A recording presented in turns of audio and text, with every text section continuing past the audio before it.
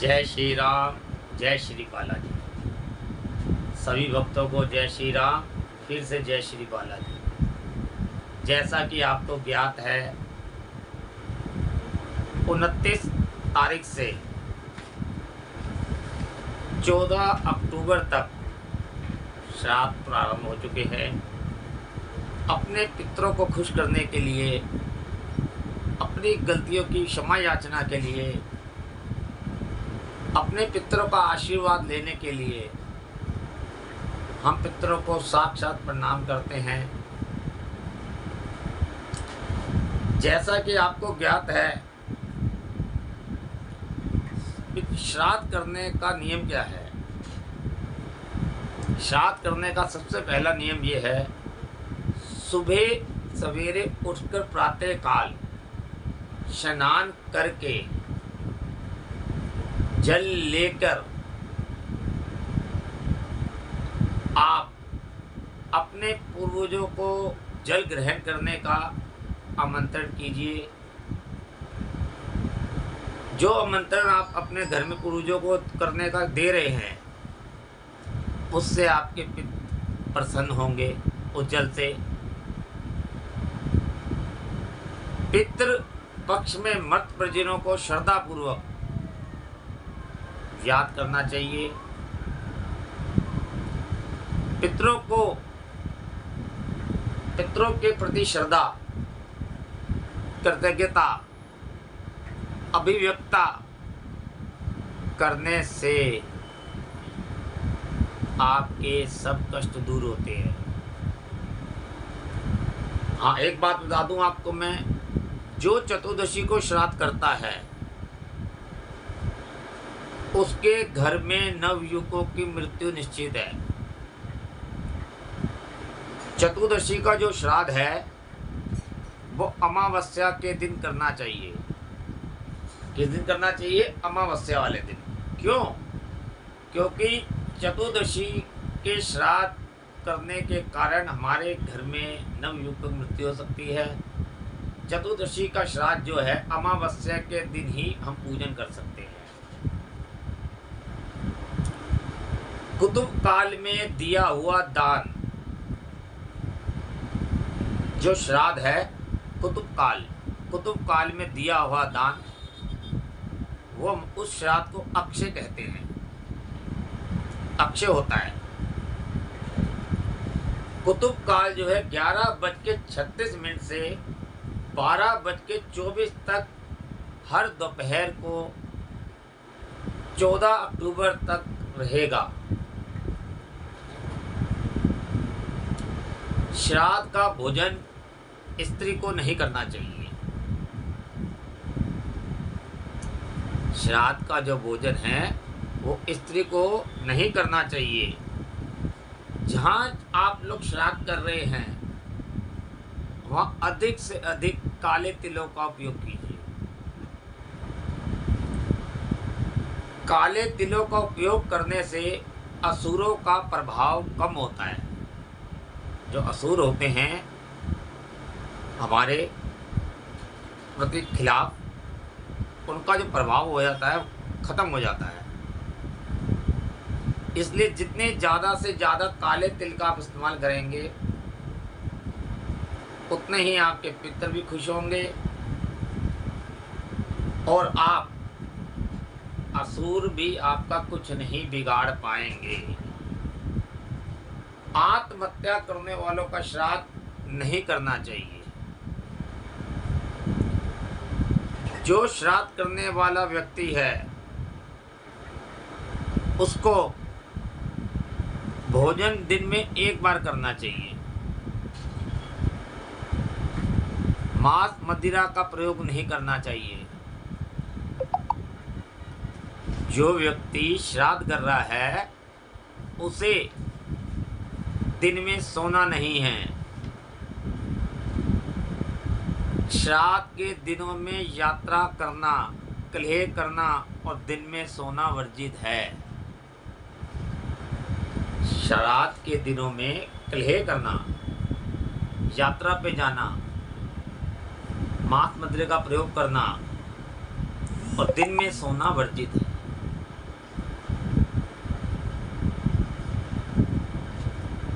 जिस श्राद्ध में तिल की अधिक मात्रा रहती है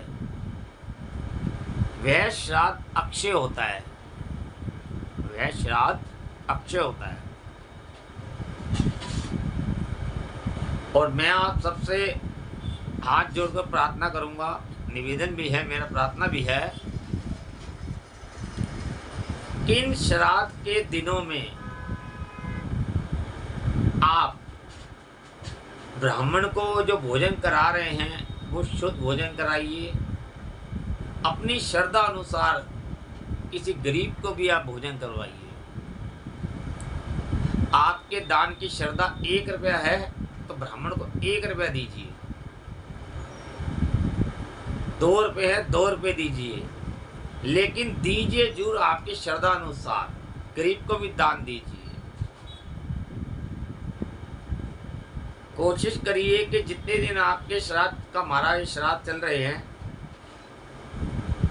हम डेली एक गरीब को भोजन करा सकें।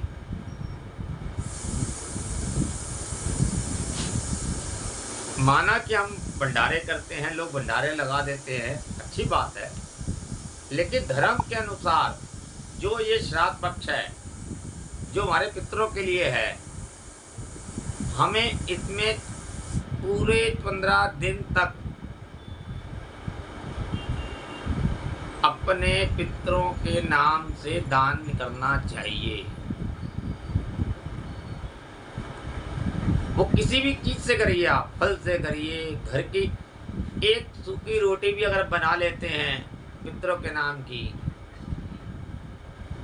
और पितरों के नाम का गुड़ रख के भी आप गाय माता को भी खिला देते हैं, या गाय को एक पेड़ा भी खिला देते हैं, तो वो आपके पितरों को जाकर लगेगा, जिससे आपका पितृ दोष भी समाप्त होगा। कहते हैं ना, कर्म तेरे अच्छे तो किस्मत तेरी दासी, अगर मन तेरा साफ तो घर में मथुरा काशी। हम अपने घर में तो बाहर तो भंडारे लगा रहे हैं, और इस श्राद्ध के अपने पितरों के लिए हम कुछ नहीं कर रहे। मैं ज़्यादा नहीं कहता, गाय को हर स्त्री का फर्ज है वैसे तो डेली ही एक पेड़ा या एक रोटी गाय के नाम की निकाल के देनी चाहिए गाय माता। तो आपको पितृ दोष कभी नहीं लग सकता, ये मेरा वादा है। अब ये हम लोग क्या करते हैं, उठे नहाए धोए, बड़ा पापा का श्राद्ध है, मम्मी का श्राद्ध है, घर में खीर हलवा पूरी ये बना देते हैं। श्रद्धा, हमें हर कार्य के लिए श्रद्धा चाहिए। श्रद्धा जैसे गंगा मैया कहते हैं ना, मानो तो मैं गंगा हूं, ना तो बहता हुआ पानी। ऐसे ही भगवान की मूर्ति पत्थर की है और हम उसे पूजते हैं। क्यों? क्योंकि हमारी श्रद्धा, हमारे भाव, हमारा देखा हुआ कलयुग, त्रेता, द्वापर, सतयुग, अब कलयुग की बारी है। अब कलयुग में आप लोग देख ही रहे हो क्या हो रहा है। इसीलिए मैं कह रहा हूं, अपने घर में इन पितृदोष को खत्म करने के लिए, जो हमसे गलतियां हो चुकी हैं, जो हमसे भूल चूक हो चुकी है, हर इंसान से गलती होती है, मुझसे भी होती है, वो हुई हैं, तो हमारा फर्ज ये बनता है कि हम उस पाप जो हमने गलतियां कर दी हैं उनको श्रद्धा पूर्वक विनम्र से हाथ जोड़कर प्रार्थना करके अपने पितरों को उनसे प्रार्थना करें। सूर्य देवता को सुबह उठ के जल चढ़ाएं, गाय को एक पेड़ा दें, किसी गरीब की मदद कर सकते हैं तो डेली एक व्यक्ति की मदद कीजिए आप। मैं ये नहीं कह रहा हर बंदा अमीर है, गरीब भी है। आप एक रोटी के साथ घर की सब्जी भी दे देंगे ना गरीब को, वो भी बहुत मान्यता रखी जाएगी, उससे भी आपके पितर प्रसन्न होंगे। तो इस श्राद्ध में आप लोग जो मैंने आपको बातें कही हैं इन पे थोड़ा अमल कीजिए, तो आपके पितृ दोष आपके कष्ट आपके पितर सब क्षमा कर देंगे, भगवान आपको क्षमा कर देगा। आपके जो भूल चूक हो रखी है, आपके बच्चों पे आने वाली दिक्कतें होती हैं जैसे, वो श्राद्ध पक्ष में ही खत्म हो जाती हैं। अगर आप श्राद्ध को एक नियम से विधि पूर्वक पूजा करें डेली, ये नहीं कि आज पितर का हमारा 10वां श्राद्ध है या 8वां श्राद्ध है हमने कर दिया। श्राद्धों में डेली गाय को एक पेड़ा दीजिए। लोहे के बर्तन का इस्तेमाल नहीं करना है। पीपल पर जल चढ़ाने के लिए तांबे का, अष्ट धातु का इस्तेमाल कीजिए। घर में दीपक जलाएं पितरों के नाम की। शाम को तेल का एक दीपक अपने घर की चौखट पे, अपने घर के गेट के बाहर चौखट पे पितरों के नाम का एक दीपक जलाएं सरसों के तेल में। उनसे प्रार्थना करें हमारी गलतियों को क्षमा करें, क्योंकि हम जो ये जीवन जी रहे हैं एक किराएदार हैं हम सारे। जो कहते हैं ना ये मकान मेरा है, ये दुकान मेरी है, ये बिल्डिंग मेरी है, ये कोठी मेरी है, हम सब प्रभु के किराएदार हैं। हम किराए पे आए हैं, कब वो वापसी बुला लेगा परमात्मा। कर्म ऐसा कर जाओ कि आपकी आने वाली पीढ़ी भी आपको याद करे, दुनिया आपको याद करे कि आपने ये कार्य किया था। और दान ऐसा करो, इस हाथ से करो दूसरे हाथ को पता ही ना लगे, क्योंकि हम इस किराए के दुनिया में आए हुए हैं, किराए के घर में।